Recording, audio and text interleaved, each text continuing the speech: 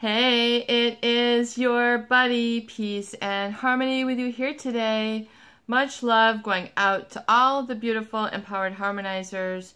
We are zooming in and focusing in today on a great viewer question, and that is, what do I do if I feel that I am really becoming too sensitive to the narcissist in my life, and I feel that everyone is becoming sort of toxic in my eyes, and I feel that I have to shut out everybody. I think this is a great viewer question, just sort of that extends to, what if I'm becoming hypersensitive, and I feel that, there's no one I can trust. I think that's a great question that we can assist you to restore your energy. And this also sort of parlays into another viewer question that talks about, how painful it is to realize that an individual in your life is narcissistic, psychopathic, or, one of the other issues or a combination therewith, and it's very painful and difficult to realize. And it's oftentimes, I feel, because when we look at this and understand the dynamics, there's oftentimes a feeling of it being a punitive nature to oneself. In other words, it's like, look where you're at now, put yourself in the corner and think about what you've done. And you feel that you're just, facing the corner, you're a bad boy, a bad girl, and, here you are alone, left to deal with the aftermath. And oftentimes it can feel very alone, very isolating, that you don't have a lot of people to talk to, confide in. You can't sort of do life the way you did life before. So this is actually a very positive and great place to be when you're becoming sensitive. And also if you feel it's sort of punitive in nature. In other words, that's the way you're interpreting it. That's the meaning that you're deriving from your realization, your awareness, your consciousness, your aha moments. And it really is because I feel that your attention is now becoming centered within your body. The attention then is where it should be. You should feel that your energy is kind of coming back to you. And this sensitivity and awareness is actually greater self-awareness.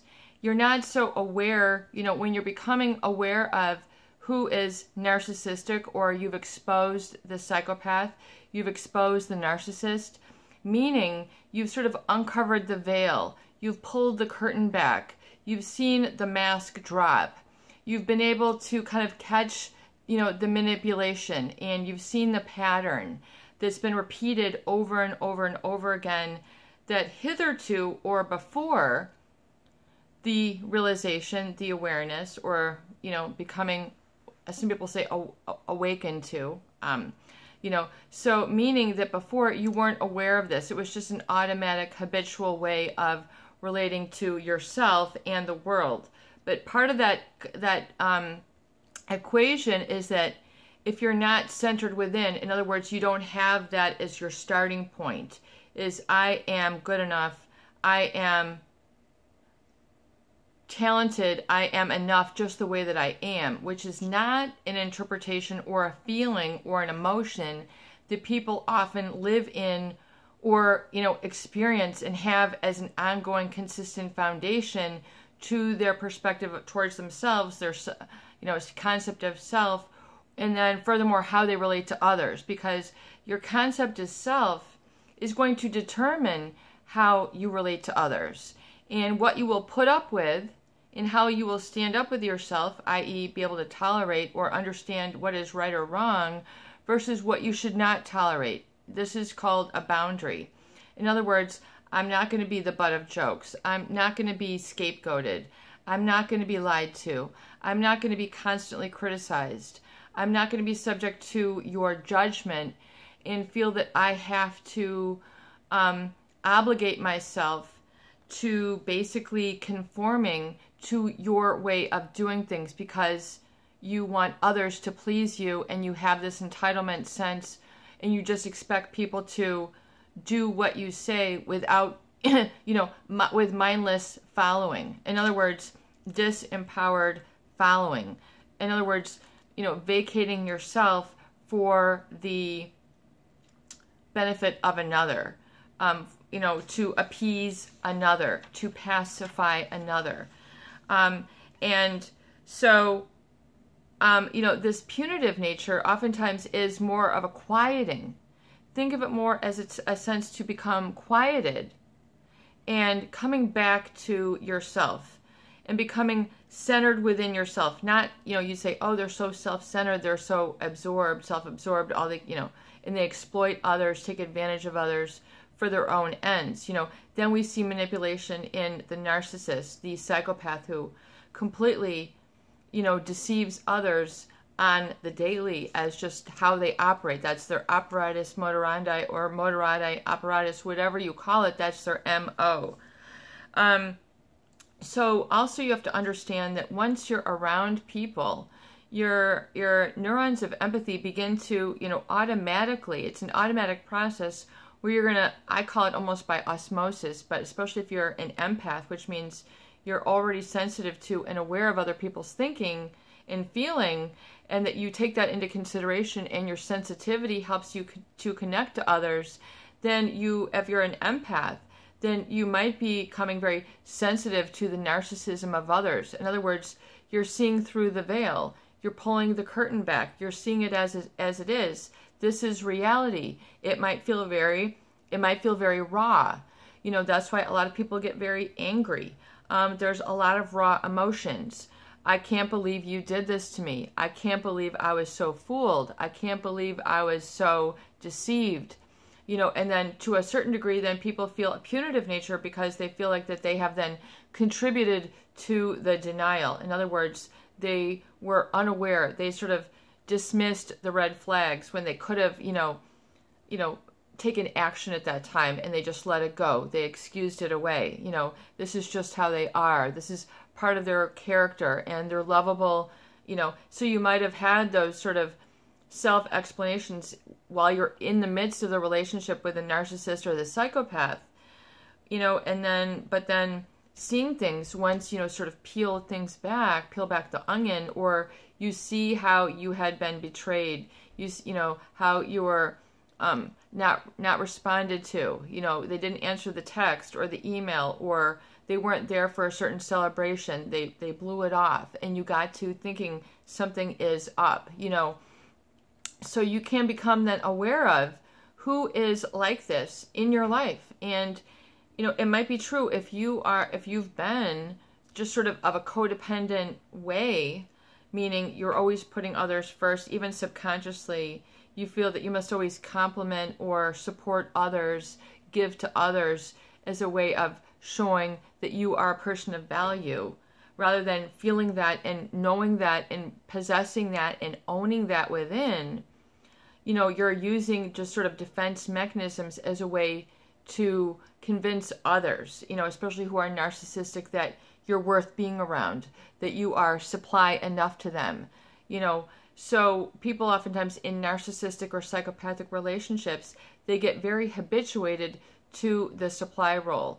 They just don't think about it. It becomes an automatic way of relating, you know, over obligating, always over giving to them to prove your worth or your value in the relationship. This is known as conditional love, and this can be very difficult to sustain. It will exhaust people. It'll result in a lot of stress, a lot of uncertainty, you know, and then creating a lot of paranoia, you know, which is then on that external locus of control, because you're always trying to match their requirements. It becomes, you know, almost like a job, you know, that you're fulfilling like a job role. And so, and as this viewer stated, they feel that they always have to adhere to their way of doing things. What about knowing your way of doing things? You know, you might have a great way, a beneficial way, and a way to be a leader. You know, once you embrace the fact that you know and possess and own, you know, great ways of doing things, your own way to make things, your own ways to decorate, your own music, your own viewpoint, your own way of presenting facts, you know, this is not just all the subjective. This can even be, you know, participating in regular discussions, you know, that are very fact-based. and the narcissist just doesn't want to have anything to do with it. It's boring, it's irrelevant, they'll dismiss it, they'll minimize. And then also, what the other viewer sort of parlaying is that then, when they're around these people, they find that their energy is being depleted, and then their intrusive thoughts run amok. So intrusive thoughts is, once again, it's an effect that is caused oftentimes by a relationship with a very severe narcissist or a psychopath. Particularly, I feel that in the psychopath, relationships, is that their thought patterns are so different and sort of skewed and not natural, meaning they don't have sort of that organic humanity, emotion-based perspective. So that sort of, and then they will mimic others, but yet there's always, it's going to be an imperfect mimicking, meaning that sometimes they can mimic others, better than they can do themselves because they're so adept at this.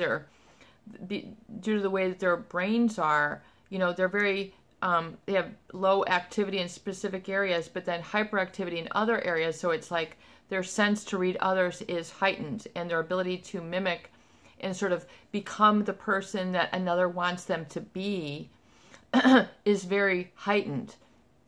So when you have that intrusive thoughts, it's because your body is naturally trying to process this sort of disordered way of thinking, and just sort of try to smooth it over, thinking, well, this is how you have to think, this is the new way, this is for me to maintain the relationship, or this is the better way to think, meaning just sort of absence of emotion, or ways of their just sort of ways of kitschy talk with others, never really using their names, never really sort of connecting. They're really sort of vapid and empty, but they'll present as if they're very substantial.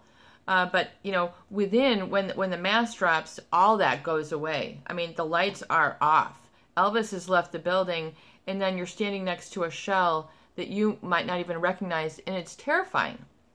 And also this viewer stated that they realized that their negative thought patterns and self-sabotage stems from their toxic energy.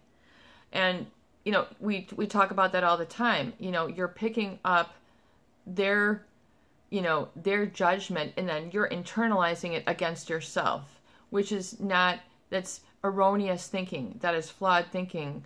That is self-sabotage. And that is exactly what the narcissist wants you to do, so that you're left basically as a supply and useless to yourself, but that you are then disempowered, because then it makes them all the more empowered and all the more in the spotlight in the relationship. So I would encourage you that to embrace this sensitivity and say, I'm becoming centered within myself. My attention is centered within. And that's where it should be, where you're not just sort of leaking your energy out to give it away to others where it's not deserved. It might be needed, but it's not deserved. In other words, they might leech it out from you, but it doesn't mean that they deserve that from you. And so that can be painful to realize, because you realize you have to make some changes, and it can be sort of sorrowful. You kind of come and, you kind of come back within. You feel that you're kind of pulling your energy back. And this is felt as depression. But then what you're realizing is you're just coming to terms with your repressed feelings and emotions, which are down there, and oftentimes they're laid very thick. They can be very dense, very packed in. And so you need to kind of air those out, and your sensitivity is good. You're seeing where, you had fallen off the track, you'd fallen off the self-care wagon. Boom, there you're taking care of this person again. There you are, getting back, addicted to them. There you are, going back to contact them. We talk about how important no contact is, so you can see clearly. That's the whole reason why. And I'm going to do another video that talks about how important this is. But that's why you go no contact, so you can see it is for what it is. You have to kind of let the dust settle so you can see what's going on. So embrace this. Don't feel that it's punitive. That is a meaning that you are extrapolating or deriving because of all that low self-value that has been indoctrinated, or just sort of, you've been inoculated to feel. Rather than inoculated to feel empowered, you've been inoculated to feel disempowered. Inoculated meaning like given a flu shot. You know, being with the narcissist or the psychopath is like having a low self-esteem shot, so that you don't get that awareness. You don't have that sensitivity. You don't have that, centered of attention, internal locus of control experience. You're always trying to adapt and adjust to them, their needs. And like you so very well put, you feel that you have to adhere. I think that's a great way to describe it. You have to adhere to their way of doing things. So you're losing the musculature. You're not exercising your own way of doing things, which you need to be able to do that, to build up your sense of self and count on yourself and have that reliability of the experience base of doing your way of doing things. And if you're so restricted and you're so limited, then you're basically living out of learned helplessness, and you won't be able to feel proactive. You won't feel that you know yourself. You feel that you won't. Excuse me. I don't know if you guys can see this. I'm gonna close the video out here. This is your buddy, peace and harmony with you here today. I hope these videos do help. Please share, please subscribe, and please donate for more great tools, videos, discussion, and support. Have a beautiful day.